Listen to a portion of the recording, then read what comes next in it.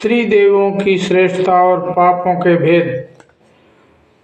करंदमन ने पूछा, ब्राह्मण, कोई भगवान शिव की, कोई विष्णु की तथा कोई ब्रह्मा की शरण लेने से सर्वोत्कृष्ट मोक्ष की प्राप्ति बताते हैं, किंतु आप किससे मुक्ति मानते हैं? तो महाकाल ने कहा, नरश्रेष्ठ, इन तीनों देवताओं की महिमा अपार है। इस विषय में बड़े बड़े योगीश्वरों का भी मन मोहित हो जाता है, फिर मेरी तो बात ही क्या है। कहते हैं, प्राचीन काल में कभी नैमिषारण्य निवासी मुनियों को भी ये संदेश हुआ था कि इन तीनों देवताओं में कौन सबसे श्रेष्ठ है। तब वे ब्रह्मलोक में गए। उसी समय भगवान ब्रह्मा ने इस श्लोक का पाठ किया। अनंताय नमस्तस्मै यस्मान्तो नोपलभ्यते महेशाय च दवे तो महीस्तः सुमुखो सदा। उन भगवान अनंत को नमस्कार हैं जिनका कहीं अंत नहीं मिलता, तथा जो सबके महान ईश्वर हैं उन भगवान शंकर को भी नमस्कार हैं। ये दोनों देवता सदा मुझ पर प्रसन्न रहे। इस श्लोक के अनुसार भगवान विष्णु और शंकर की श्रेष्ठता का निश्चय करके वे सब मुनि क्षीर सागर को गए। वहाँ योगेश्वर भगवान विष्णु ने इस श्लोक का पाठ किया। ब्राह्मणा सर्वभूतेषु परम ब्रह्मा रूपिणीं सदा शिव च वंदे तो भवेता मंगलाय में।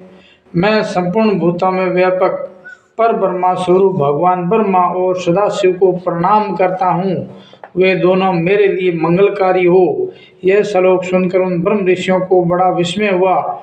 वे वहां से हटकर पुनः कैलाश पर्वत पर गए। वहां उन्होंने देखा कि भगवान शंकर गिरिजा नंदनी उमा से इस प्रकार कह रहे हैं, एकादशाय प्रणवत्यामि जागरे विष्णु संध्यनि सदा तपस्यां चरामि प्रियत्वर्थ हरिवेदसो। देवी, मैं भगवान विष्णु और ब्रह्मा जी को प्रसन्नता के लिए भगवान विष्णु के मंदिर में एकादशी को जागरण पूर्वक नृत्य करता हूँ तथा उन्हीं दोनों की प्रसन्नता के लिए सदा तपस्या किया करता हूँ। यह सुनकर वे मुनि लोग वहाँ से भी खिसक गए और आपस में कहने लगे, जब ये तीनों देवता ही एक दूसरे का पार नहीं पाते, तब उनके द्वारा उत्पन्न किए हुए मैं ऋषियों की संतान परंपरा में जन्म लेने वाले हम लोगों की क्या गणना है। जो इन तीनों में से किसी एक को उत्तम, मध्यम या अधम बताते हैं, वे झूठ बोलने वाले और पापात्मा हैं। उन्हें निश्चय ही नरक में जाना पड़ता है। राजेंद्र, नैमिषारण्यवासी तपस्वी मुनियों ने ऐसा ही निश्चय किया। ये सत्य ही है और मेरा भी यही स्पष्ट मत है। सहस्त्रों जप करने वाले, सहस्त्रों विष्णु तथा सहस्त्रों शिव, ब्रह्मा, विष्णु और शिव का अनुगमन आराधना करके अपने को संसार बंधन से मुक्त कर चुके हैं। इसलिए जिनका हार्दिक अनुराग जिस देवता के प्रति स्पष्ट रूप से प्रकट हो, वह उसी का भजन करे। इसमें वह पाप रहित हो सकता है। यही मेरा सर्वोत्तम मत है। तो करंदमन ने पूछा, विप्रवर, वे कौन से पाप हैं जिनके द्वारा मोहित चित्त वाले मनुष्य मन न हो तो देवताओं में लगता है और न धर्मों में ही। महाकाल ने कहा, राजन, अपनी चित्तवृत्तियों के भेद से अधर्म के भेद जानने चाहिए। अधर्म तीन प्रकार के हैं, स्थूल, सूक्ष्म और अनंत सूक्ष्म। यही अपने करोड़ों भेदों के द्वारा अनेक प्रकार के हो जाते हैं। इनमें से जो स्थूल पाप समुदाय नरक की प्राप्ति कराने वाले हैं, उनका संक्षेप से वर्णन किया जाता है। छोटे रूप से उन पापों का अनुष्ठान मन, वाणी और कर्मों द्वारा होता है। उनमें से मानसिक पाप के चार भेद हैं, पर स्त्री चिंतन, दूसरों के धन हड़प लेने का संकल्प, अपने मन से किसी का भी अनिष्ट चिंतन तथा न करने योग्य कार्यों के लिए मन में आग्रह रखना। इसी प्रकार वाचिक पाप कर्म के भी चार भेद हैं, असंगत, वचन बोलना, झूठ बोलना, अप्रिय भाषण करना तथा दूसरों की निंदा और चुगली करना। शारीरिक पाप कर्म भी 4 प्रकार के हैं। अभक्ष्य, भक्षण, हिंसा, मिथ्या भोग का सेवन तथा पराये धन का अपहरण। इस प्रकार मन, वाणी और शरीर से होने वाले ये 12 प्रकार के पाप कर्म बताए गए हैं। इनके भेदों को पुनः वर्णन करूंगा, जिनका फल अनंत है। जो संसार समुद्र से तारने वाले महादेव जी से द्वेष रखते हैं, वे मान पातकों से युक्त होने के कारण नरक अग्नियों में जलते हैं। निरंतर फल देने वाले 6 महापातक बताए जाते हैं। जो मंदिर आदि में भगवान शंकर को देखकर न तो नमस्कार करते हैं और न उनकी स्तुति ही करते हैं, अपितु भगवान के सामने निशंक वो मनमानी चेष्टा करते हुए खड़े होते और क्रीड़ा विलास आदि करते हैं।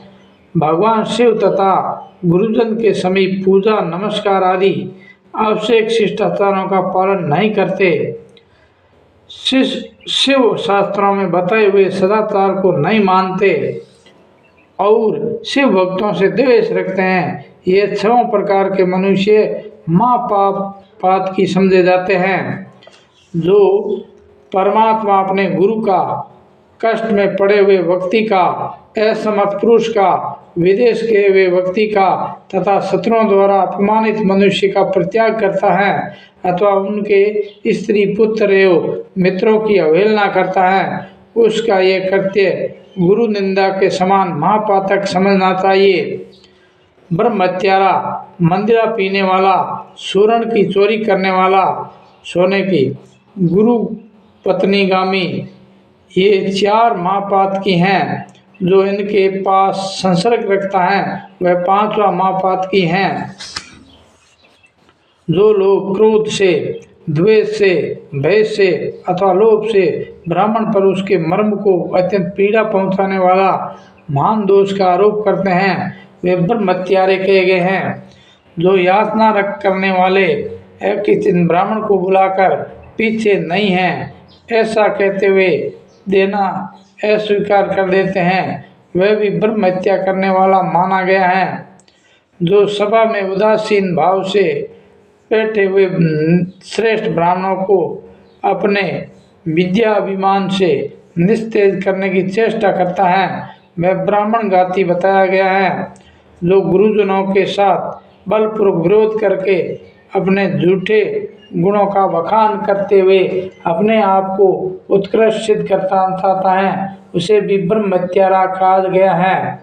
भूख प्यास से जिनके शरीर को संताप हो रहा है, अतएव जो भोजन करने के इच्छुक हैं, ऐसे ब्राह्मणों को भोजन में भी जो विघ्न डालता है वह ब्रह्मघाती कहलाता है।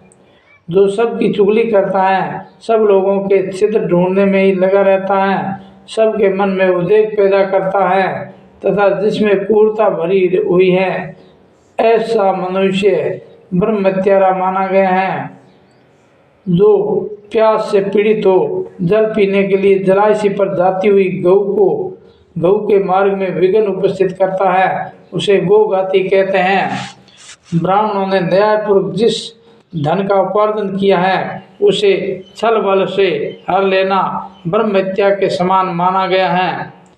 माता पिता का त्याग करना, झूठी गवाही देना, अपने मित्र का वध करना, अभक्ष्य भक्षण करना, किसी स्वार्थवश जंतुओं का वध करना, क्रोध में आकर गांव, वन और गौशाला में आग लगा देना इत्यादि बड़े भयानक पाप मंदिरापान के समान माने गए हैं। दरिद्र मनुष्य का सर्वस्व हर लेना, मनुष्य, स्त्री, हाथी और घोड़ों को चुरा लेना, गौ, भूमि, रतन, सुवर्ण, औषधियाँ, रस, चंदन, अगरू, कपूर, कस्तूरी तथा रेशमी वस्त्रों का अपहरण करना तथा हाथ में दी हुई धरोहर को हड़प लेना आदि पाप सुवर्ण की चोरी के समान माने गए हैं। पुत्र और मित्र की स्त्रियां तथा बहनों के साथ संभोग करना, कन्या के साथ व्यभिचार का दुस्साहस करना, चंडाल की स्त्रियों को अपने उपभोग में लाना तथा अपने समान वर्ण वाली स्त्री के साथ भी व्यभिचार करना गुरु पत्नी गमन के समान माना गया है। अहंकार, अधिक क्रोध, पाखंड, कृतज्ञता, अत्यंत विषयासक्ति, कृपणता, सत्ता, ईर्ष्या तथा बिना किसी अपराध के ही पुत्र, मित्र, पत्नी, स्वामी और सेवकों का परित्याग करना, साधु, बंधु, तपस्वी, गाय, क्षत्रिय, वैश्य, स्त्री और शूद्रों को मार पीटना, भगवान शिव के आवास स्थान पर लगे हुए वृक्षों और पुष्प वाटियों आदि को नष्ट करना, जो यज्ञ के अधिकारी नहीं है उनका यज्ञ कराना, जिनसे याचना करनी उचित नहीं है उनसे याचना करना, यज्ञ, बगीचा, पोखरा, पत्नी और संतान को बेचना, तीर्थ यात्रा, उपवास, व्रत तथा मंदिर निर्माण आदि के पुण्यों का विक्रय करना, स्त्री के धन से जीविका चलाना, स्त्रियों के अत्यंत वशीभूत रहना, स्त्रियों की रक्षा न करना, ऋण न चुकाना, झूठ बोलकर जीविका चलाना, साध्वी कन्या की बातों में दोष निकालना, विष तथा मारण यंत्रों का प्रयोग करना, किसी का मूलोच्छेद कर डालना, उच्चाटन एवं अभिचार कर्म करना, राग और द्वेष के कार्य करना, समय पर संस्कार न करना, स्वीकार किए हुए व्रत का परित्याग करना, सब प्रकार के आहारों का सेवन करना, असत शास्त्रों के अनुसार चलना, सूखे तर्क का सहारा लेना, देवता, अग्नि, गुरु, साधु, गौ, ब्राह्मण, राजाओं तथा चक्रवर्ती नरेशों की उनके सामने या परोक्ष में निंदा करना, ये सब उपपातक हैं जिन्होंने श्राद्ध और देव यज्ञ का परित्याग कर दिया है, अपने वर्ण आश्रमोचित कर्मों को सर्वथा छोड़ दिया है, जो दुराचारी, नास्तिक, पापी और सदा झूठ बोलने वाले हैं, जो पर्व के समय अथवा दिन में, जल में, विपरीत योनि में, पशु योनि में, रजस्वलाओं में अथवा अयोनि में मैथुन करता है, जो सबसे अप्रिय बोलते हैं, क्रूर हैं, प्रतिज्ञा को तोड़ने वाले हैं, तालाब और कुओं को नष्ट करने वाले हैं, जो रस का विक्रय करते हैं तथा एक ही पंक्ति में बैठे हुए लोगों को भोजन कराते समय पंक्ति भेद करते हैं, वे लोग इन सभी पापों के कारण उपपात की माने गए हैं। जो इनकी अपेक्षा कुछ न्यून श्रेणी के पापों से युक्त हैं, वे पापी कहलाते हैं। अब उनका वर्णन सुनो। जो गौ, ब्राह्मण, कन्या, स्वामी, मित्र तथा तपस्वी जनों के कार्यों में अंतर डालते हैं, वे पापी माने गए हैं। नंबर है कल क्या नंबर है? कह रहा पेज नंबर कल है।